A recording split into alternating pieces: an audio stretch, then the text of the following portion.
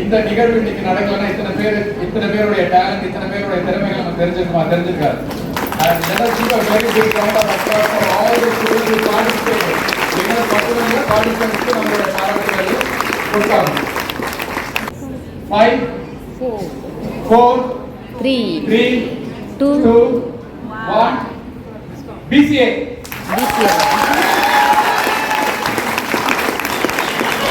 பிறந்த ஊருக்கு புகழச்சேரு, வளர்ந்து நாட்டுக்கு பெருமை